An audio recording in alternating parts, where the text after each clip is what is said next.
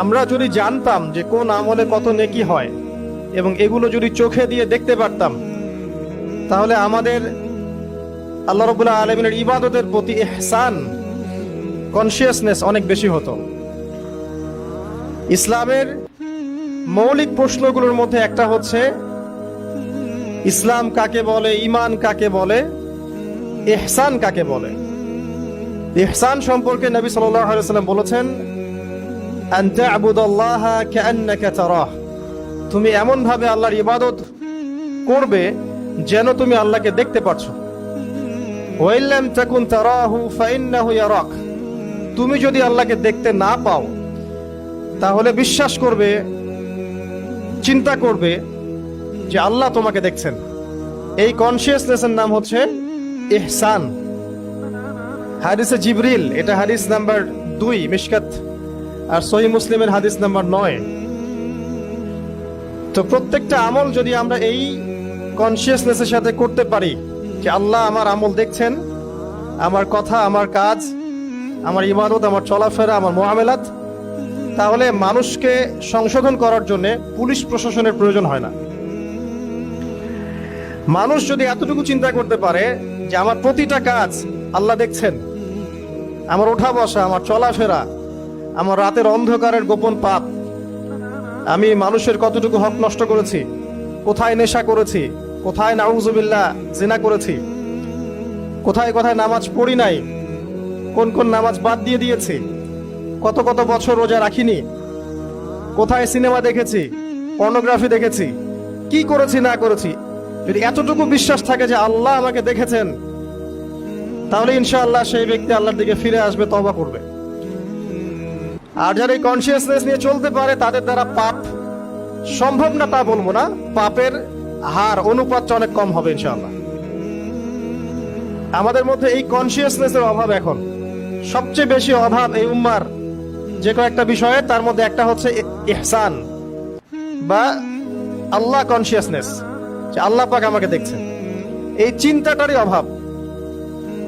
কি আলেম আর কি জালেম আর কি সাধারণ মানুষ, সবার একই অবস্থা, কনসিয়াসনেসের অভাব। আর এই কনসিয়াসনেসকে আরেকটা নাম দেওয়া হয়েছে কোরআনে, সেটা হচ্ছে তাকওয়া। আর নবী সাল্লাল্লাহু আলাইহি ওয়াসাল্লাম বলেছেন, তাকওয়া হাহুনা, তাকওয়া কলিজার মধ্যে থাকে। মানুষের দাড়ি, টুপি, এই যে বাবরি চুল, লেবাস, পাগড়ির মধ্যে তাকওয়া থাকে না। আপনার কাছে মনে হতে পারে এই ব্যক্তির তাকওয়া অনেক ভালো, দাড়িটা অনেক লম্বা, পাগড়ি অনেক সুন্দর, জুব্বা অনেক সাদা, কিন্তু আল্লাহ রাব্বুল আলামিনের কাছে ওই ব্যক্তি কতটুকু মুত্তাকি সেটা শুধু আল্লাহ জানেন। ইন্না আকরামাকুম ইনদাল্লাহি আতকাকুম, তোমাদের মধ্যে সবচেয়ে মুত্তাকি কে সেটা শুধু আল্লাহ পাক জানেন। আর আল্লাহ পাকের কাছে সম্মানের মানদণ্ড হচ্ছে এই তাকওয়া। ইন্না আকরামাকুম ইনদাল্লাহি আতকাকুম, প্রত্যেকটা কাজ এই কনসিয়াসনেস নিয়ে করা যে আল্লাহ আমাকে দেখছেন, ব্যাস।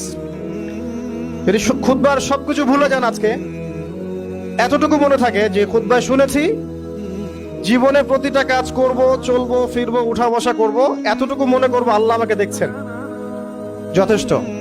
খুতবা লম্বা করার প্রয়োজন নাই। আর খুতবা শুনে যাচ্ছেন সপ্তাহের পর সপ্তাহ, ওয়াজ মাহফিল, জলসা, লেকচার শুনছেন ইউটিউবে, বই পড়ছেন, কিন্তু এই কনসিয়াসনেসটা না থাকলে আপনার এই সবকিছু বৃথা। যার মধ্যে এই সচেতনতা আছে সে ব্যক্তি আল্লাহকে ভয় করে চলতে পারবে ইনশাআল্লাহ। ওমর রাদিয়াল্লাহু আনহুর সময় প্রশাসনিক দায়িত্ব মানুষ দিয়ে যেত, আমার কোনো কেসই আসতেছে না, আমার ডিপার্টমেন্টে কেস আসে না, মানুষ আমার কাছে অভিযোগই করে না। আর এখনকার যে অবস্থা, কেস নিয়ে শেষ করতে পারে। এই কেসগুলো কাদের? মুসলিমদের। খেয়াল করে দেখবেন, সুদ খায় কারা? মুসলিমরা। অন্য কোন ধর্মাবলম্বী যারা, তাদের কিতাবের মধ্যে কি এত স্পষ্ট করে সুদের সংক্রান্ত কথা আছে? হাদিস আছে? আমাদের আছে, আমাদের কোরআন আছে, হাদিস আছে। তারপরেও দেখবেন বেশিরভাগ মুসলিমই সুদ খায়। দেখবেন অন্য রিলিজিয়াস স্ক্রিপচার্স গুলোর মধ্যে মদ নিয়ে এত বেশি কথা নাই যতটা আমাদের মধ্যে আছে। তারপর দেখবেন যুবকরা বেশিরভাগই নেশা করে। মুসলিম। জিনা, আমাদের তো বলা হয়েছে জিনার ধার কাছেও যেও না। দেখবেন ম্যাক্সিমাম যুব সমাজ জিনায় লিপ্ত হয়ে গেছে। পর্নোগ্রাফি, মাদক, ঘুষ খাচ্ছে দেখবেন মুসলিম, সুদ খাচ্ছে মুসলিম, জিনা করছে মুসলিম, ব্যভিচার করছে মুসলিম, বোনের সম্পত্তির হক নষ্ট করতেছে মুসলিম, চিল্লাতে হয় মানুষ। সব পাপগুলো দেখবেন মুসলিমরা করছে, দুর্নীতি করছে মুসলিম, অন্যের ধর্মের মানুষকে কষ্ট দিচ্ছে মুসলিমরা। আমাদের ধর্ম শিখাইছে যে অন্য ধর্মের মানুষকে কষ্ট দিতে হবে, বরং আল্লাহ পাক বলেছেন ওরা আল্লাহ ছাড়া যাদের ইবাদত করে তোমরা ওদেরকে গালি দিও না। তাহলে কি হবে? ওরা ভুলবশত আল্লাহকে গালি দিয়ে ফেলবে। মানে আল্লাহকে গালি দেওয়ার এই পাপটা কার উপর বর্তাবে? এই মুসলিমের উপরে। মুসলিমদের একটা সমস্যা আছে আমাদের, আমরা মনে করি সব হিসাব নিকেশ দুনিয়া দিয়ে মিটাতে হবে। এটা ঠিক না। সব হিসাব নিকাশ মিটানোর জায়গা দুনিয়া না, এটা শুধু কর্মক্ষেত্র, ফলাফল ক্ষেত্র না। আল্লাহ পাক কিয়ামতের দিন বলে একটা দিন তো রেখেছেন। কে কতটুকু ভালো করলো, কতটুকু মন্দ করলো, কে অন্যায় করেছে, কে ঠিক করেছে, এটা হিসাব আল্লাহ করবেন। সব হিসাব এখানে হবে না। এজন্য মুসলিমরা হতাশ হয়ে যায়। এই দুনিয়াটা শুধু পরীক্ষা ক্ষেত্র।